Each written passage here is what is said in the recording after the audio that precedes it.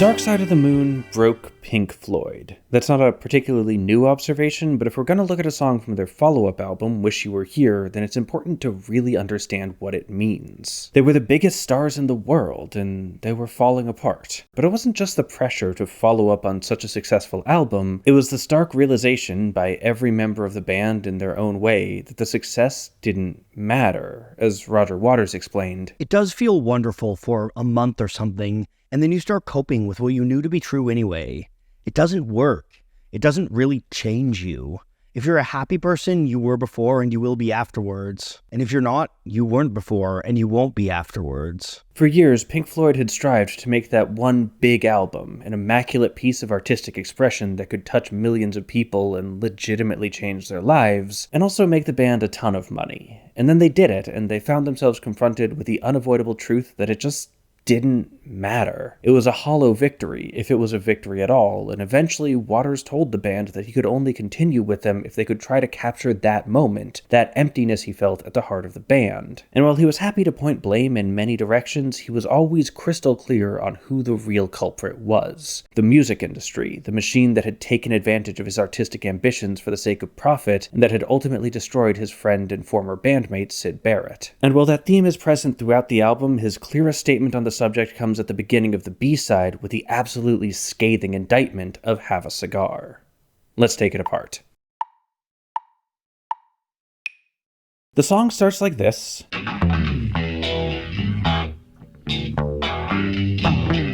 which is honestly kinda interesting on its own. Normally, I wouldn't bother highlighting the fact that the song, starts, because duh, but this is Pink Floyd. They were never a band who just put together a collection of songs. They were extremely conscious of the album as an art form to the point where in the mid-2000s, they actually sued their record label to prevent them from selling individual singles online. They cared about how the complete work was presented, and that often meant smooth transitions between tracks to create one long musical experience. Famously, The Wall even ends with this, to imply a loop back to the beginning.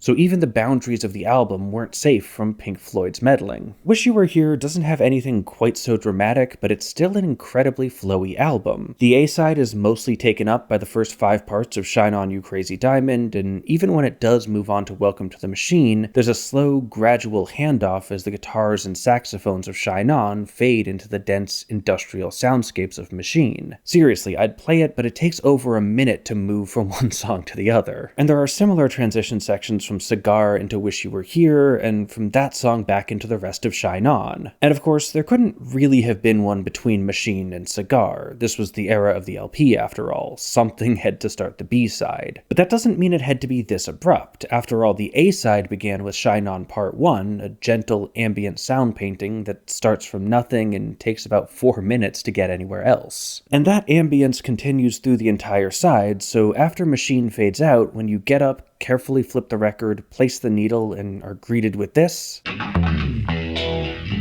it's kind of a shock. So as weird a question as it is to ask, why does this song have a definite beginning when nothing else on the album does? Well, this is a pivotal point in the song's narrative of the band being lured away from their artistic ideals by the empty promises of greedy capitalists seeking to exploit them. In Machine, they're consumers dreaming of superstardom and seeking that next level. In Cigar, on the other hand, they've attained it with sold-out shows and a rabid fan base, and much like it was in their actual lives, this transition is sudden. But the hard intro also gives us some insight into the tactics of the song's nameless record executive, who I'll just call Cigar Man. Cigar Man wants to impress the band into signing with him before they've had time to consider their options, so he opens with a blistering show of force and wealth to draw them into his trap. And that disorienting barrage is also reflected in what they're actually playing. After the initial scratchy bit, David Gilmour and Roger Waters come in, and they're sort of on the same page. They're both jamming on an E minor 7 chord. Gilmour is basically looping this figure, and And to my ears, the accents clearly fall in these dyads of E and B. They're the highest notes he plays, and there's two of them, so the sound is thicker. In the first bar, this gives us a sort of displaced tresillo figure. There's an accent every 3/8 notes, but instead of starting on the downbeat, it starts an eighth later, shifting more of those emphases to offbeats for a more unbalanced rhythmic feel. And each of the gaps between these accents establishes something new. Before the first stab, he plays an unaccented note to mark the downbeat, then after that he does this little walk-up figure to set the tonality. I hear more of a G here, so I'd say E minor, but he does bend it up toward G sharp as it goes for a bluesy sort of flourish. And for the second and third stabs, he switches to a staccato pulse and leaves a rest in between to finally draw your attention to the rhythm. The second bar starts out similar, but it skips the downbeat entirely, following the syncopation established at the end of bar 1. We see the same walk-up, but this second stab is weakened. Instead of the full dyad, he just plays the high E and then falls off it to a long-held offbeat G, again bending upward. This pulls that final accent off beat 3 and into the gap. It's a thick, sludgy sort of groove, and Gilmour plays some version of it for most of the song. Waters, on the other hand, is a lot less consistent. His part meanders around both in pitch and in rhythm, so he fits differently with Gilmour every time the riff repeats. But to get a sense of what he's doing, let's just look at the first two bars. Whereas Gilmour was playing a syncopated cross rhythm, Waters is pretty straight. The first bar has clear accents on beats 1 and 3 with rhythmic approach notes to set them up. This coincides with Gilmour's accent on 3, and the two parts both pause there to emphasize that overlap, but since the rest of Gilmour's stabs are an eighth note off of Waters, this momentary unison feels to me like an aberration, not a real alignment. In the second bar, he switches from half note accents to quarter notes, marking strong hits on beats 1, 2, and 3, before bouncing off to join Gilmour on that final offbeat accent. Until this last hit though, the two bars feel pretty out of touch with each other as each instrument just kinda does its own thing, embracing the chaotic excess of Cigar Man's approach. And that only gets more chaotic as the rest of the band comes in. After a quick fill, Nick Mason settles on a solid beat that's kind of reminiscent of Waters' pattern, including the same emphasis on that final offbeat, this time with an extra kick. Richard Wright, on the other hand, brings in these chord pads to emphasize the shared beat 3 accent, tying the parts together by highlighting this unexpected overlap. And over top of that, Gilmour dubs a second, more distorted guitar playing these intermittent fills to introduce some new disorienting moments, although if you look closely, this particular fill actually starts and ends on accents in the main guitar part. All these overlapping patterns create just enough cohesion to hold the section together, while having such different characters that they feel like they're all pulling in opposite directions. It's hard to know who's in charge in this sea of maximalist arranging. And that makes it really powerful when they do all finally agree, with all the parts coming together in unison to play the song's signature riff.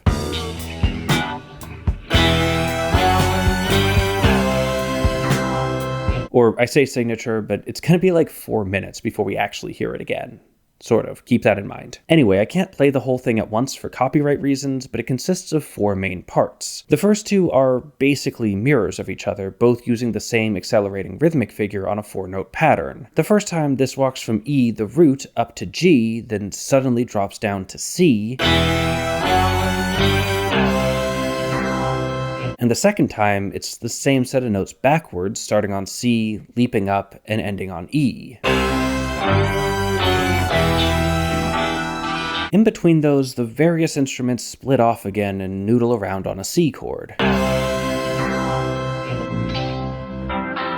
Spreading the riff out like this gives it a sense of sprawling wonder as the band comes in and out of alignment with each other. It's actually an interesting metaphor for how Pink Floyd was feeling at the time. The sessions for Wish You Were Here were kinda like herding cats, with each member wanting to do their own thing, or in the case of Nick Mason going through a pretty difficult divorce, wanting to do nothing at all. The moments of creation where the band came together to make something beautiful were few and far between, and yet somewhere in that haze of conflict, they still managed to make what I would argue is probably their best album. I'm not a huge believer in the idea that great art must come from pain, but in this case, it's hard to argue with the results. The riff also captures the treadmill of creation, with its triumphant rising line to start, dropping down into this long slump where not much happens, and then slowly, carefully working its way back to where it started. As an artist, especially a successful one working under an exploitative system like the music industry or, I don't know, YouTube, that's a really familiar feeling. The high-minded vision at the start of a project gets increasingly compressed and repackaged to get it out the door on time because Cigar Man needs to get paid. The second half starts the same way,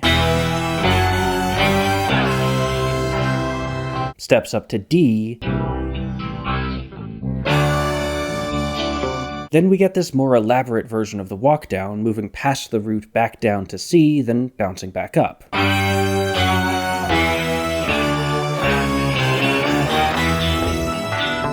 This highlights two important ideas that we'll see again in the chorus. First is the changing meter. The line starts and ends on downbeats, but the whole thing takes 9 beats to play. That doesn't fit into 2 bars of 4/4, so they slip in an extra beat at the end to make it work.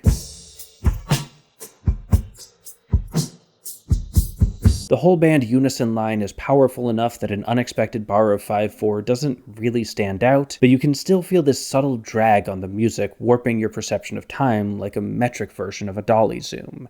That one's for the film buffs in the audience. And while according to Mason's drums, the extra beat is at the very end, I think the real misplaced note happens a little earlier on when the band plays C sharp. This brings me to the other main idea, the move from tonal space to chromatic space. Up to now, the song has clearly been operating on the logic of E minor. Not only does the rest of the riff come from that scale, so does everything else anyone's played so far. But C sharp doesn't, and neither does this.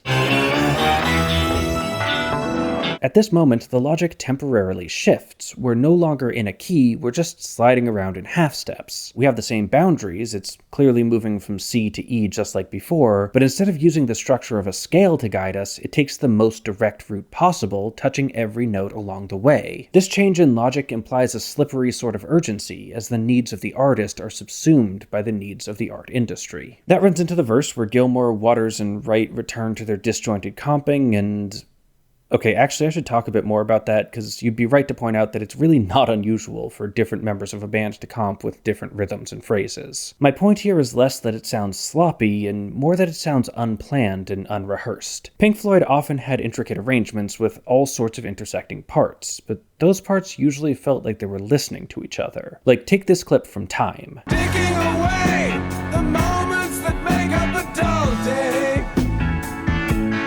You've got the same sort of syncopated guitar stabs supported by a moving bass line with a different rhythm, but they feel like puzzle pieces, filling the gaps in each other to make a complete picture. Have a Cigar, on the other hand, sounds like everyone recording their parts separately without ever hearing what anyone else is doing. That's not literally true in that it's not how they recorded it, but to my mind at least, it is the effect it creates. Anyway, verse time. The song features, for only the second time in the band's history, a guest vocalist. Waters wasn't happy with his own version, and Gilmour didn't feel like he could really connect to the song's deeply cynical viewpoint. They did try a demo with the two of them harmonizing, which was later released as part of the Why Pink Floyd re-release box set, and it sounds... Everybody else is just green. Have you seen the chart? I mean, it sounds okay, but fortunately for them, Gilmour's friend Roy Harper was also recording at Abbey Road at the same time. After a couple days of unsatisfying takes, he happened to walk in while they were talking about scrapping the song and jokingly offered to do it in exchange for lifetime tickets to Lord's Cricket Grounds. To his surprise, they agreed, and while Waters has since expressed regret that he didn't sing it himself, I think Harper's delivery, Come in here, dear boy, have a cigar, you're gonna go far. is fantastic. It has a paradoxical sense of effortless effort to it, a sharpness that comes from sitting in such a high part of his range, masked by a relaxed confidence in his tone. You can really hear how hard Cigar Man is working to convince the band that he's merely a friend trying to help them out, and that his empire isn't built on the exploitation of artists exactly like them. Which is ironic. Again, the original deal was for lifetime tickets, but while Harper says he shook the hands of all 4 band members, it was never written down. In the end, all he received was a check for a couple £100. It was Probably worth a little more than that. The first half of the verse is just Harper singing over the main riff, but in the second half, things get interesting.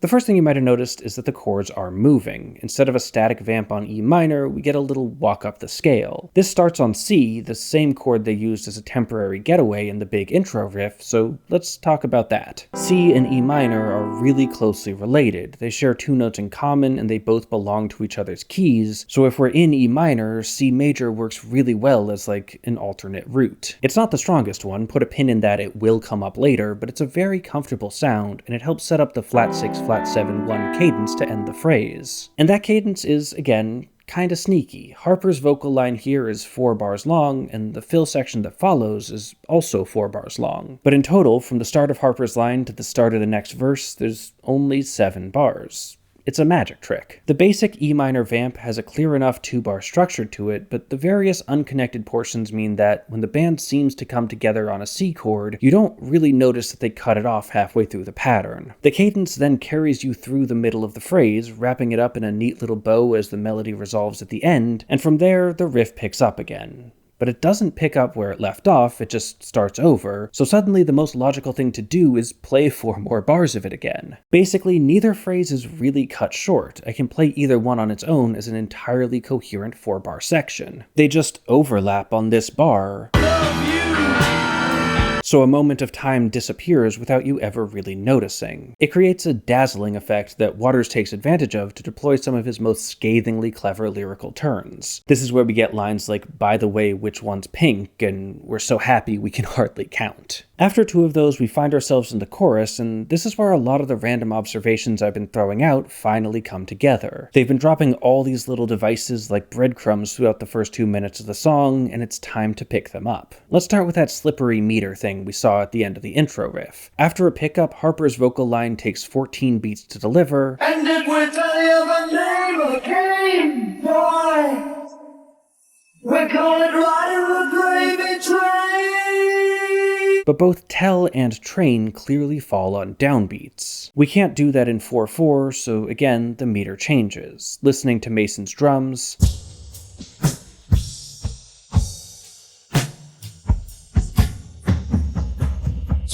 I think the most appropriate labels are a bar of 5/4, then 6/4, then 3/4, but the point is it's slipping and sliding all over the place, and again, it seems to break down your sense of time as Cigar Man breaks the fourth wall to brag directly to the listener about what he's really doing to his client. Then there's the harmony. Remember how I said C wasn't the strongest secondary root in E minor? Turns out that's G. And this chorus is, I would say, a legit modulation to the key of G major. In the slip time section, we get a quick 4/5 motion in the first bar with a deceptive resolution to 6. Then a slower, more deliberate 4/5.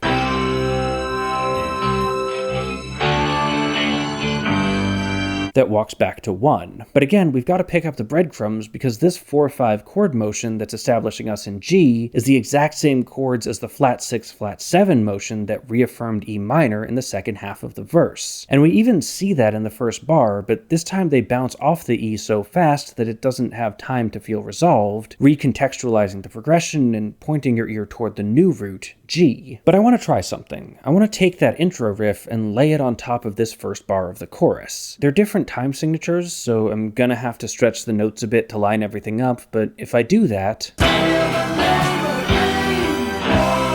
it's a perfect fit. Each of the notes in this riff is a chord tone of the appropriate chord in the opening chorus progression, so while that progression isn't strictly harmonizing that riff, it's still buried inside of it, calling to mind the rising and falling motion of that figure without explicitly quoting it. It's really neat. And there's one last callback here. The modulation from E minor to G major relied entirely on tonal logic. It was all about functions of chords within keys, so for the transition back to E minor,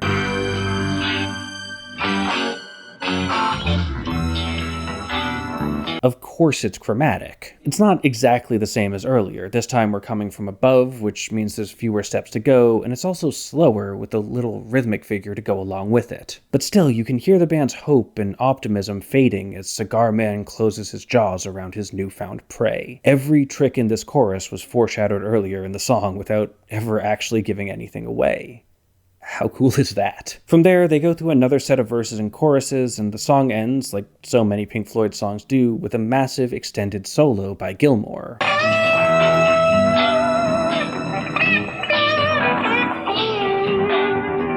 He's mostly playing around in E minor pentatonic over the intro figure, letting the scale flow through his loose, unstructured phrasing, with occasional rhythmic flourishes to mix things up. But the moment I really want to highlight happens about 30 seconds into the solo, where the band finally brings back the intro riff, and Gilmour, well, he doesn't agree. The whole power of this riff comes from the band finally playing together in unison, and we've been waiting 4 minutes to hear that again. But where everyone else plays an E, Gilmour lays out, then right before the F sharp comes screaming in with a... Okay, so I think the note here is supposed to be a D, but as you can probably hear, he's definitely bending up to it. In fact, if you listen to where the note ends, it seems like what he's doing is fretting an already very high B and then bending up a minor third from there. As you might imagine, larger bends are harder to do precisely, and good intonation is already tricky this high on the neck, so to my ears, the end result sounds pretty out of tune. But it works really well. Heard against the whole band unison E, it sounds less like a contradicting pitch and more like a wail of anguish biting through the cage the riff represents. Gilmour continues in a similar blues rock fashion over the rest of it, and then partway through the second statement of the intro riff, there's this sudden filter sweep,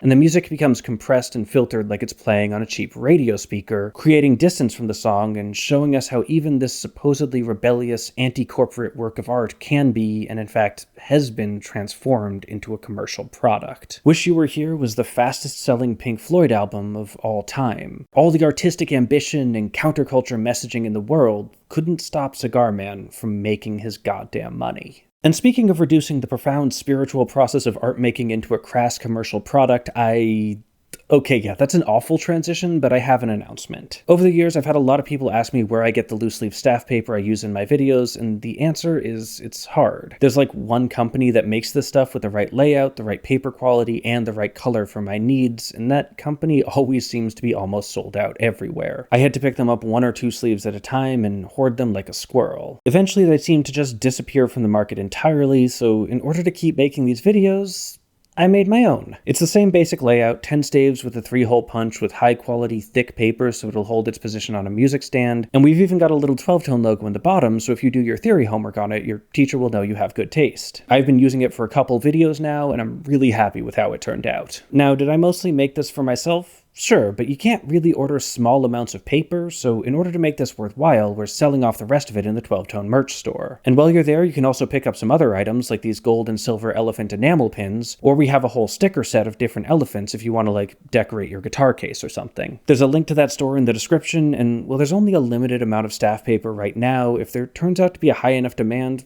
who knows, we might have to make it a permanent thing. And hey, thanks for watching, thanks to our Patreon patrons for making these videos possible, and extra special thanks to our featured patrons, Susan Jones, Jill Sungard, Howard Levine, Warren Hewitt, Damian Feller Sutherland, Neil Moore, Jeff, and Michael Mole. Check out the Nebula Cut for a fuller outro, and as always, keep on rockin'.